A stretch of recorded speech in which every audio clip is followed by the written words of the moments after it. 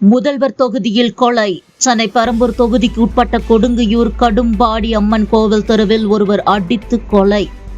வண்ணாரப்பேட்டை பகுதியைச் சேர்ந்தவர் அனுராஜ், வயது 54, ஸ்டீல் பாலிஷ் செய்யும் தொழில் செய்து வருகிறார்.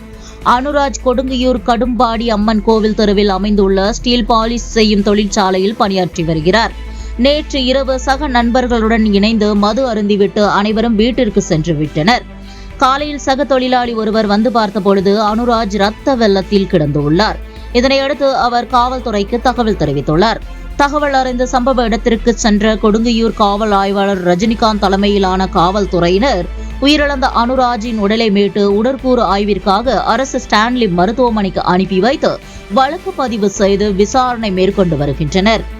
மேலும் இரவில் அவருடன் அமர்ந்து மது அருந்தியவர்களிடையே தகராறு ஏற்பட்டதாகவும், தகராறில் ஒருவரை ஒருவர் அடித்துக் கொண்டதாகவும், இதனால் அவர் உயிரிழந்தாரா அல்லது வேறு ஏதேனும் காரணமா என கொடுங்கையூர் காவல்துறையினர் விசாரணை மேற்கொண்டு வருகின்றனர். மேலும் இவ்வழக்கில் தளபதி என்பவரை காவல்துறையினர் காவல் நிலையம் அழைத்துச் சென்று விசாரணை மேற்கொண்டு வருகின்றனர்.